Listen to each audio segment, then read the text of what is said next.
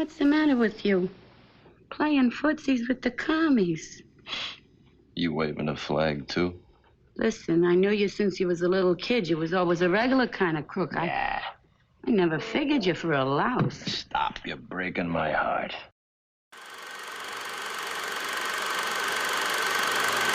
Hello to all the classic people that are returning. I'm glad you're back. I want to welcome any new visitors. As a technical note, references and citations are listed for each show on the site at classicmovierev.com. Today on the Classic Movie Review podcast, we are taking on Film Noir, Pickup on South Street, 1953. Sam Fuller wrote the screenplay and directed the film. The movie is rated 7.7 on imdb.com. The film does better on Rotten Tomatoes, with 91% on the tomato meter and 89% audience approval. When the film was released, reviews were somewhat mixed. In 1953, New York Times film critic Bosley Crowthers said of the film, quote, "It looks very much as though someone is trying to out-bulldoze Mickey Spillane in 20th Century Fox's Pickup on South Street. This highly embroidered presentation of a slice of life in the New York underworld not only returns Richard Widmark to a savage, arrogant role, but also uses Gene Peters blandly as an all-comers human punching bag. Violence bursts in every sequence, and the conversation is slangy and corrupt. Even the genial Thelma Ritter plays a stool pigeon who gets her head blown off. Sensations he has in abundance, and, in the delivery of them, Mr. Widmark, Miss Peters, Miss Ritter, and all the others in the cast do very well. Mervyn Vey, as a cynical detective, is particularly caustic and good, and several other performers in lesser roles give the thing a certain tone." Unquote. I thought it was a tough and realistic slice of criminal life. The abuse the hooker Candy takes is somewhat shocking to modern sensibilities, but fits in within the plot of this movie. I really enjoyed all of the slang that was used in this film, and I will talk about that a bit more at the end. So let's get on to the actors. Actors. Right, and I'm a Shakespearean actor. Richard Widmark does a great job as angry pickpocket Skip McCoy. Widmark was first covered in Tights and Fight film The Longships, 1964. Thelma Ritter played Mo Williams, an elderly woman trying to eke out a living as a stool pigeon. Ritter was nominated for a Best Supporting Actress Oscar for this role. She was first covered in Birdman of Alcatraz, 1962. Willis Boucher is very good as lead FBI agent Zara. Boucher was first covered in The Violent Men, 1955. Richard Kiley plays the sniveling commie Joey. Kiley was first covered in The Phoenix City Story, 1955. Milburn Stone has a small role as Detective Winokey. Stone was briefly mentioned in Gunsmoke and Star Trek Are the Same Show. Gene Peters was great as the hooker Candy, who was innocently mixed up in the crime. Peters was born in Ohio in 1926. She graduated from East Canton High School in 1944. While studying English at the University of Ohio, Peters won the, quote, Miss Ohio State University contest. This helped her net a 7-year deal with 20th Century Fox. Her first film was Captain from Castile, 1947, with Tyrone Power. After that film, she started dating billionaire recluse Howard Hughes. She appeared in Deep Waters, 1948, but felt she could handle more complex roles. After she refused a couple of roles, her contract was terminated. Peters returned to Ohio for a time, but continued to make movies. These films include Anne of the Indies, 1951, the Elia Kazan-directed Viva Zapata, 1952, Lure of the Wilderness, 1952, Film Noir's Pickup on South Street, 1953, and Niagara, 1953, Westerns Apache, 1954, and Broken Lance, 1954.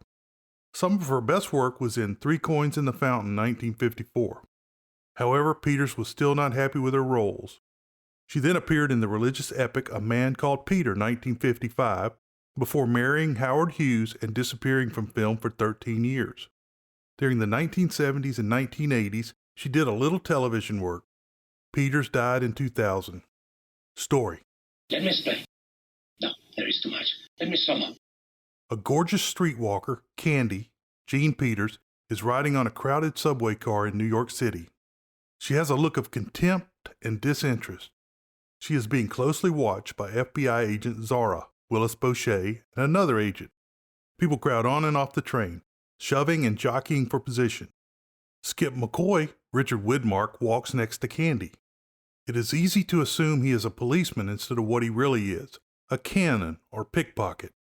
Skip makes eye contact with Zara before using a newspaper as a shield to remove Candy's wallet from her purse. He steps off quickly at the next stop, and the lawmen are unable to follow him. The two agents follow Candy back to a building where she discovers her wallet is missing. She makes a phone call to Joey, Richard Kiley. Candy tells Joey that her purse must have been picked. She asks Joey if she should go to see the person that she was supposed to meet, but Joey tells her to return to the apartment. Zara goes to the city police while the other agent continues to trail Candy. They give Zara the known pickpocket mug sheets. Zara says Candy has been passing military secrets stored on microfilm to the enemy. They know everyone except who the info was being dropped with, e.g. the man in the building. Joey and Candy meet, and for the first time she finds out she was carrying microfilm. She seems to not know that she is working with commies. Joey pushes her to find the pickpocket. He says she has the contacts to find the pickpocket, in a sort of an insult. Zara continues to go through the mugshots, but there are over 1,000 sheets. Police Captain Dan Tiger, Mervyn Vier, recommends that they call Mo for a tip-off. Mo, Thelma Ritter, comes to the police station and tries to sell ties to the detectives before getting to business. Who's the creep? What's he in for? He looks like a second-story cat thief. I got a polka dot job that was just made for your personality, Tiger. We gotta get quick action. Everything around here is always an emergency. Hey, this got something to do with homicide? No. I got no killers on my table. I'm gonna stay in business long enough to feed this kitty. How's she doing? Getting fat. I got almost enough to buy the stone and the plot. She is raising money to buy a plot and a headstone so she won't be buried in a potter's field when she dies. They do some first-rate film noir talk. Tiger is looking for a cannon who banged a girl. Mo calls the mug sheets mall buzzers, and Tiger calls the FBI the big thumb. Mo tells the lawman that with pickpockets, it's all about technique. Zara tells the technique Skip used, and Mo wants $50 for the name. They settle on $38.50, and she gives them the name of 8 pickpockets. They zero in on Skip and say he is a 3-time loser that has only been out of prison a week. Zara confirms that Skip is the man. Mo tells the cops where Skip lives. Skip is dropped off near the waterfront and walks to his hideout. It's a bait shed at the end of a fishing pier. You have to cross planks to get inside, and he has a box for cooling drinks that is lowered into the river. In the box is a false bottom where he stores his ill-gotten loot. He finds the microfilm in Candy's bag and knows it's important. The police show up and he quickly reseals the bottom of the box. Detective Winoki, Milburn Stone, waits at the hideout while the other officer takes Skip to see Tiger.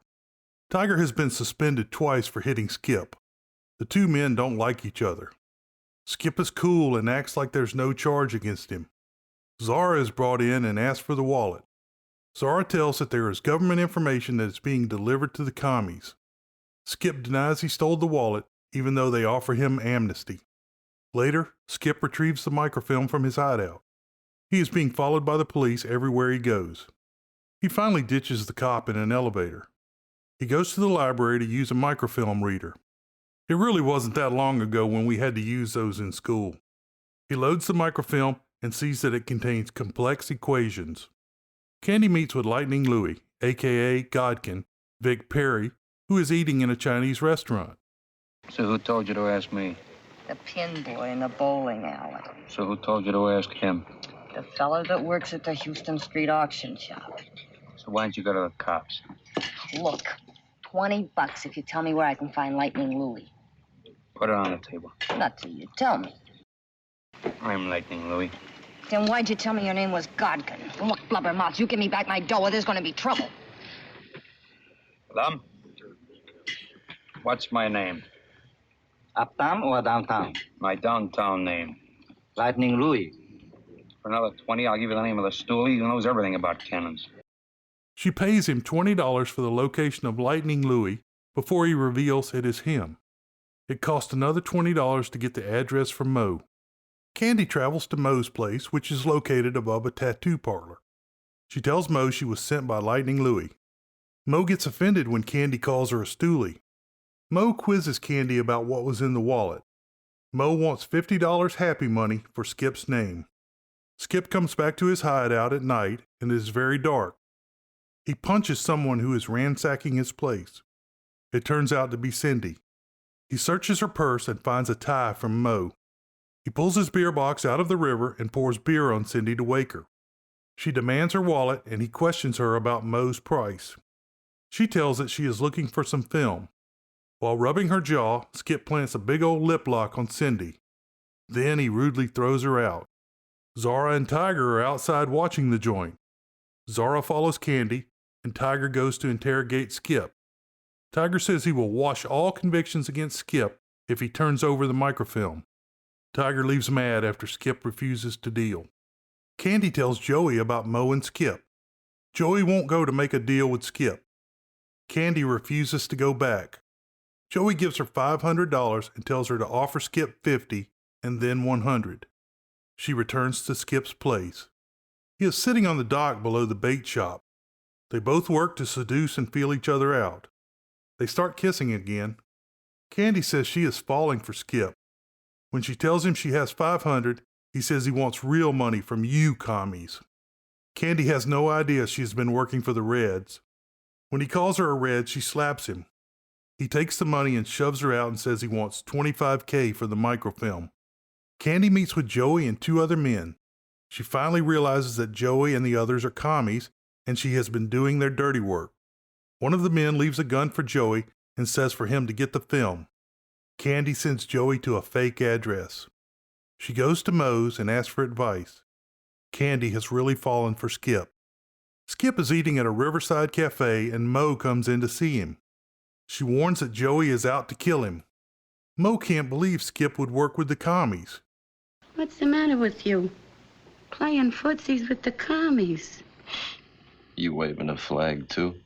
Listen, I knew you since you was a little kid. You was always a regular kind of crook. Yeah. I never figured you for a louse. Stop. You're breaking my heart. Even in our crummy kind of business, you gotta draw the line somewhere. That muffin you grifted, she's okay. Stuck her chin way out for you. She tells him that Candy is okay. Mo gives Skip the advice to stop using his hands and to use his head. Mo makes it back to her place and is getting ready for bed. Joey is in the room. He offers her $500 for Skip's address. Joey threatens to kill her when she won't give it. She says she is already about to die. She says she won't do business with a commie.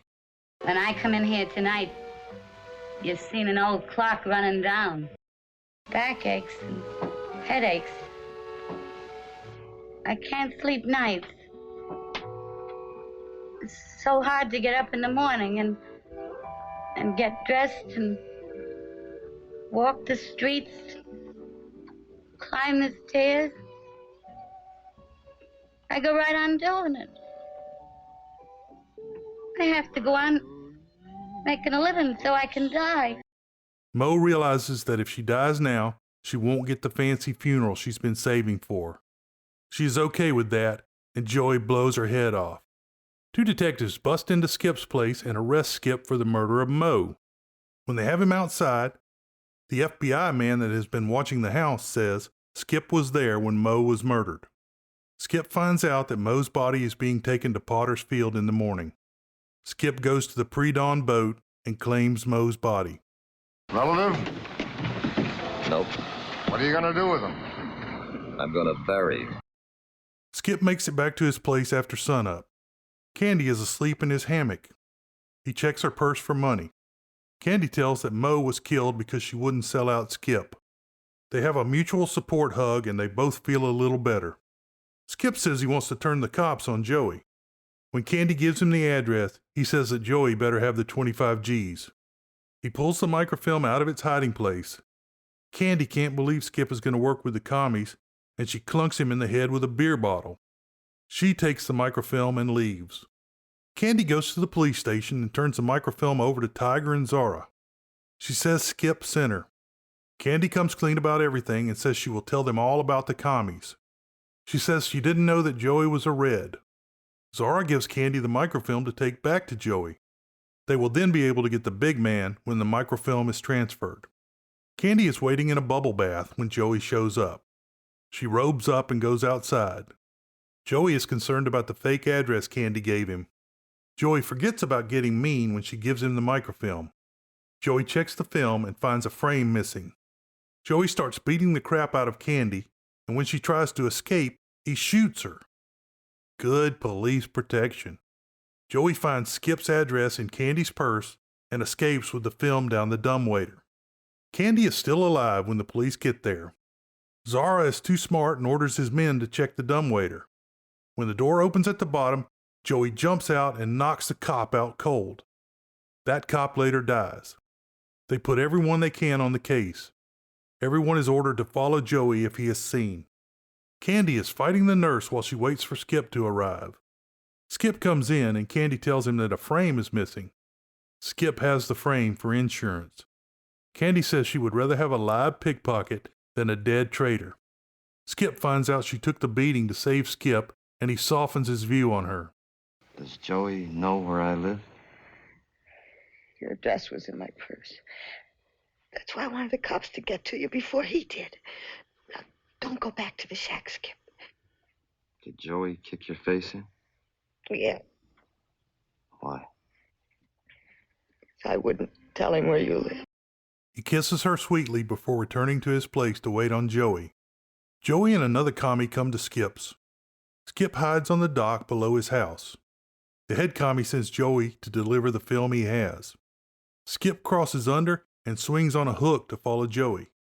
Skip follows Joey onto the subway train, where he pickpockets a gun from Joey. Joey leaves the train and goes into the men's room. Skip follows and sees the transfer of the film to another commie. Skip then punches the man with the film, but Joey makes it out. Skip follows and he and Joey have a fight through the subway, then continue onto the tracks. Skip soundly beats Joey. Skip is released from jail and Candy is there looking brand new. Tiger says Skip will always be a pickpocket, but Candy says, "You want to bet?" I'll be right back with conclusions and the world-famous short summary following a word from our sponsors. Summary. The working title of this film was Cannon, which is slang for a pickpocket. Thinking people would think it was a war film, they changed to pickpocket. Then they decided that sounded too European. I don't understand. They finally settled for Pickup on South Street.